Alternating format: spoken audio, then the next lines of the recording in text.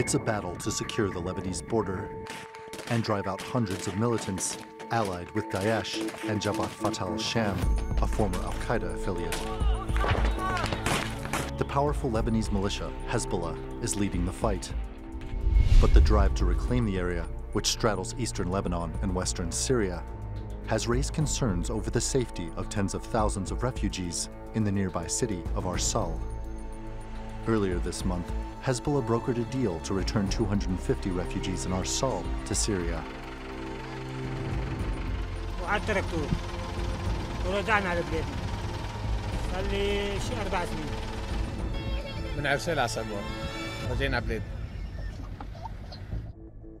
But the fate of many more is uncertain. Lebanon's army has carried out raids in Arsal's refugee camps to root out alleged militants, using them as a safe haven. There have been reports that some of those detained in the raids were tortured. في الداخل لا خوف، من داخل المخيمات ما في خوف، من الخارج الجيش اللبناني الطوق الأمني الذي يفرضه الجيش اللبناني لا يمكن، هناك استحالة أن يخترق أحد حواجز أو الخطوط الأمنية للجيش اللبناني. And while Prime Minister Saad Hariri has said the Lebanese army is preparing its own offensive, there are reports it will only defend its positions around Arsal. Hezbollah remains controversial within Lebanese society, but the Shia militia could be seen as better suited to battle the very groups they have fought in Syria. And while they appear to be making gains, for many refugees, the violence that caused them to leave their homes has continued to follow them. Randolph Nogel, The Newsmakers. Well, I'm joined now from Beirut by retired Lebanese Army General Ilyas Farhat, and also from Beirut is Mona Alami. She's a non-resident fellow with the Atlantic Council and Trends Research covering security issues. And finally, Middle East political commentator Halim Shibaya, who joins us also from Beirut. Thanks all of you for joining us. General Farhat, is Hezbollah calling the shots here? Are they doing the bulk of the fighting? The task of Hezbollah is fighting the Jabhat al-Nusra, which is a Qaeda-affiliated group deployed in the stronghold in the countryside of the town of Arsal in northeast Lebanon. It is an arid area and a mountain. They are deployed in Syrian side and Lebanese side of the eastern series of mountains, which is the border between Lebanon and Syria. So far, the al-Nusra have big tunnels and centers of operations and a lot of strongholds in the mountain area. So Hezbollah launched this offensive against the positions of the al-Nusra based on a reconnaissance, which I think lasted months in order to determine exactly the targets that it will attack. Okay, so Mona Alami, how come the Lebanese army is not spearheading this thing? I mean, if we look at it, this is Jabhat Fatah Sham and Daesh. There's very little doubt about these groups. It's not as if some people support them and some nations consider them legitimate fighters and so on. Why is the Lebanese army sitting back and allowing Hezbollah to do all of this fighting? I think there is a division of roles between the Hezbollah and the Lebanese army. It's been very difficult for the government to decide on this assault on Arsal because of the sectarian divide that crosses Lebanon. There wasn't an agreement around this, the launch of the operation, which meant that the Lebanese army's role was primarily to secure the defense lines in Arsal, protect the refugee camps and Arsal village of any infiltration of any terrorists from Jabhat al-Nusra or from Daesh. Halim Shibaya, is a byproduct all of this going to be that there's going to be a Hezbollah corridor all the way from Lebanon through Syria? They support Assad, they fight on behalf of Assad in Syria. Is Hezbollah going to come out of all of this if they win, as it is expected? Is it going to be that Hezbollah is much stronger across both borders? Well, it is definitely a good time for Hezbollah, basically, because they entered the war in Syria and there was a division in Lebanon about support for their involvement in the Syrian war. So as is well known, a large portion of the Lebanese population was against Hezbollah's involvement in the civil war, and this partly explains why the Lebanese army also cannot be seen as taking part on any side of the Syrian civil war. But yes, definitely, in my opinion, this is a good time for Hezbollah from its own perspective, because its ability, if it comes out victorious, and which is likely to be from these battles, is that it will sort of confirm its own reading of why it went into the Syrian war, in that it went in to protect Lebanon, and here we see it as it's the way it's portraying itself as liberating these lands and returning them to the Lebanese armed forces and basically serving a national role. So I think from the perspective of Hezbollah, this is definitely a good time. But obviously for its critics, there are a lot of questions about whether that is in itself a good thing for Hezbollah to be taking the charge in that way. Right. So we've been talking about strategy. We've been talking about political tactics and calculations and who benefits, right? But at the heart of all of this, we have people. We have a lot of innocent people, a lot of refugees, some of them double refugees who have been doubly displaced, some of them Palestinian refugees for generations, and now they've been evicted from where they live. They're in danger. As our military man had mentioned, it is a very difficult terrain. It's mountainous. Amnesty International is worried. Let me draw your attention to what Amnesty International says. They say the Lebanese army must ensure that the operation is carried out in a manner that protects the right to life and other human rights. Use of explosive weapons in these circumstances would be contrary to Lebanon's obligations under international law and likely to lead to arbitrary deaths.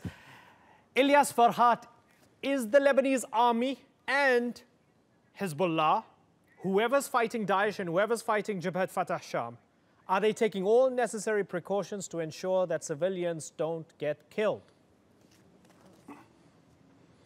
Yes, sir. Amnesty International should have been aware of that the deployment of those terrorist organizations, which are labeled by the United Nations and even by the United States State Department, Al-Qaeda and ISIS, they are deployed in a mountain area.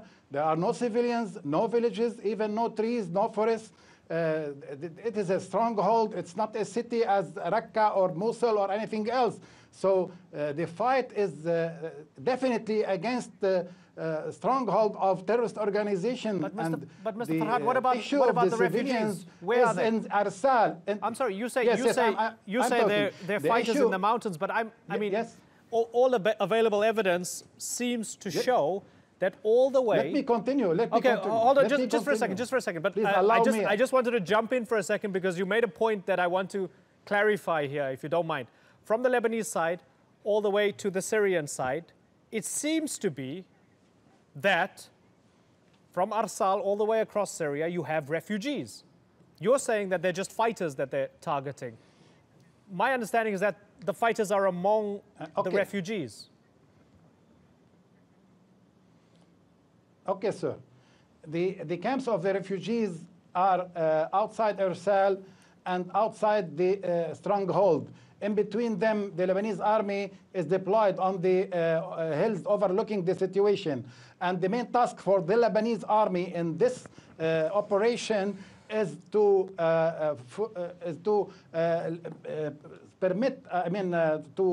prevent the Al-Qaeda affiliated group to enter these camps. They attempted 4 times, and the Lebanese army fired on them and foiled their attempt in order to get into the camps, in order to make results in the camps and the refugees, and turn the operation from an operation against Al-Qaeda affiliated group into an operation against the civilians. So the Lebanese army task is very crucial and very sensitive, and so far they succeeded in preventing these terrorist groups in order to infiltrate to the camps of the refugees. Okay, so Mona, is it that easy between Arsal and Fleita and the Qalamun Mountains and all of that to be able to distinguish between the fighters' strongholds and where the civilians are, and to ensure that nobody who's innocent, who doesn't deserve it, doesn't get killed. Yeah.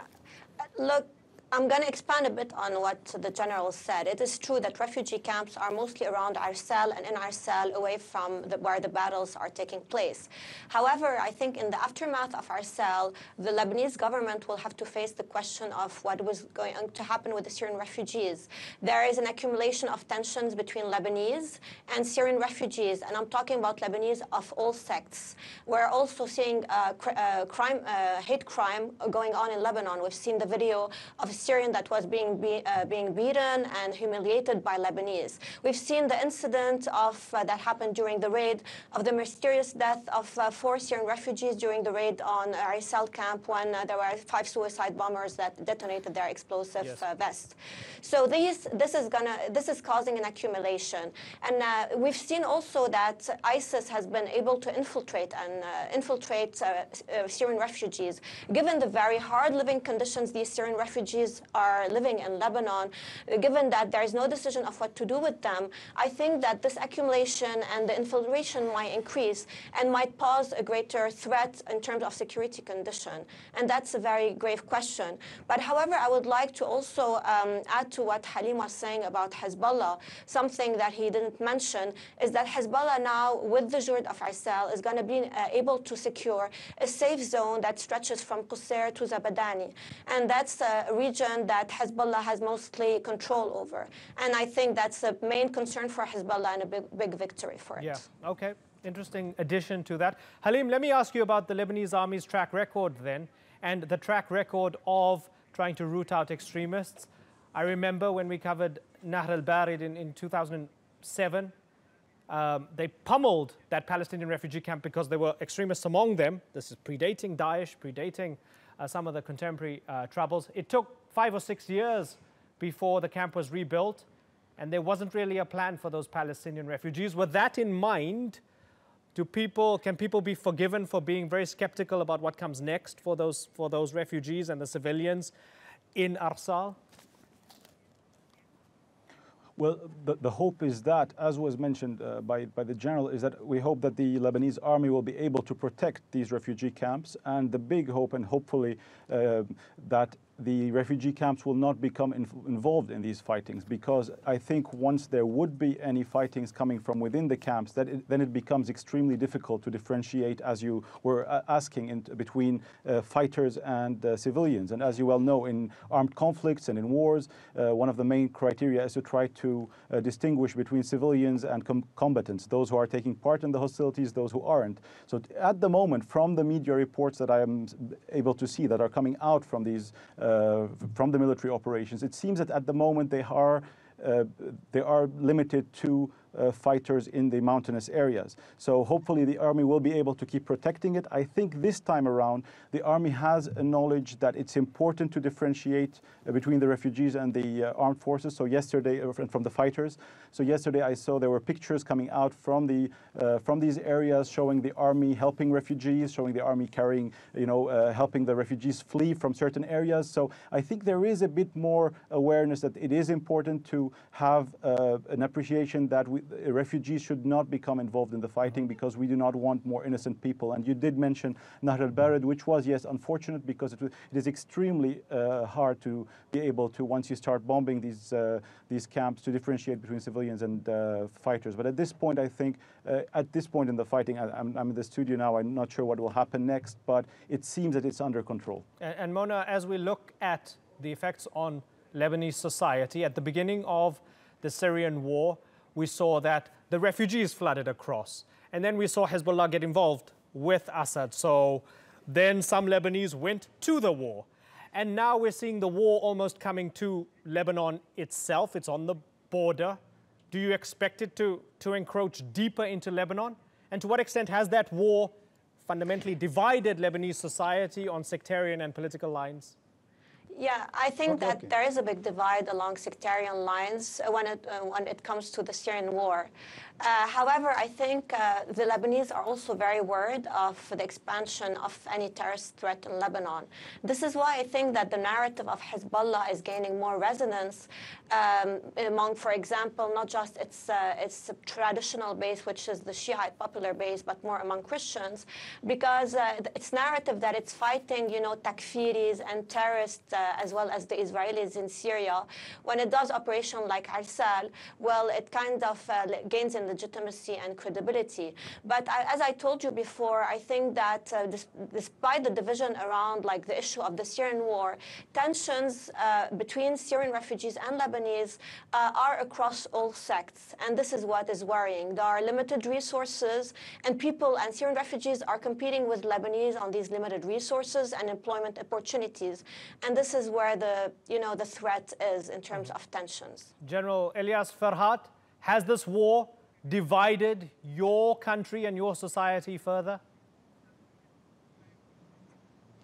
I don't think so. There is a division, but a slight division, because there is more consensus in the Lebanese society against these terrorist organizations, because the Hezbollah and the Lebanese army are targeting ISIS and targeting Al-Qaeda. As to the video that Mona talked about, which shows the Lebanese are hitting, striking a Syrian, you cannot judge on a small video. The Lebanese people are 3.5 million. They received 2 million Syrians. They divided the schools between the Syrians and the Lebanon. They allowed them to work through all over Lebanon. They don't take any money for their permit or for their residence cards. So we treat them well, and so you cannot judge on this separate incident to see that there is something in Lebanon. The best country which the Syrian refugees are dealt is Lebanon. It's not Turkey, no, and never Jordan.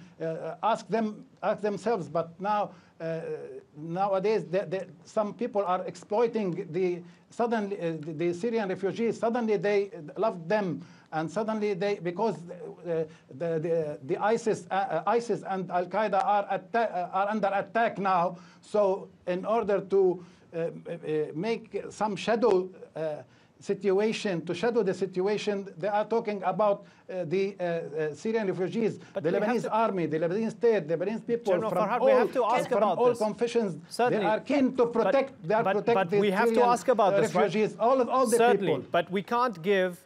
Yes, whether the Lebanese army, whether it's the Lebanese army or whether it is Hezbollah, right? We can't give it a blank check and say, okay, yes, you're fighting ISIS, so do whatever you want to. We have to be able to ask questions. Do you agree with that? Can I yes, we welcome all your questions. And we have to make it clear for you. Okay. You welcome the questions, Mona? I'm not. Okay. Yeah, what I'm saying is not based on one video. I've done several studies on Syrian refugees and their impact on their Lebanese environment. I've been to Arsal several times. I've been to North Lebanon. I've been to the Bekaa where they reside. And I see these tensions. We've seen the crackdown of municipalities on businesses opened by Syrians. I'm not saying that I don't understand these policies, but I think that the fact that these tensions are rising is something of a threat. That's my position. General Farhat, doesn't that sound reasonable? Yes. Of course, the main reason of Brexit is that the Polish came to London and opened shops with cheaper prices. So it is normal that 2 million refugees out of 3.5 million Lebanese, what Mona said is real. The municipalities, but it's a big burden on all the Lebanese. So you have to understand the Lebanese, how to regulate and to organize those people. But anyway, they are dealt with. They enjoy. Free medical services in the in the state hospitals, and But you know, the number is very large. Whenever you go in Lebanon, you find a lot of refugees here and there. So you have to do something. And you know that the Lebanese government is not allowed to deport any Syrian from Lebanon. Even the Syrian people who commit crimes and enter prison for 3 or 4 months, when they discharge from the prison, they are not allowed. The government is not allowed to deport them. Okay, and to be clear, General Farhat, nobody is saying here that the Lebanese army is doing a bad job, that Lebanese society is treating Syrian refugees badly. The country is choked, it's creaking, it's trying very hard to deal with a mess, and of course its population has been increased by so much, by about 30% since the beginning of the Syrian war. Having said all of that, we welcome you coming on the program, and we welcome the opportunity to ask further questions if civilians are being killed, if refugees are under threat, and so on. That's why we've had the debate. I appreciate having you on the program, Sir General Ilyas Farhat, also Mona Alami and Halim Shebaya. It's been a pleasure. Thank you. I've got to move on. Thank you so much.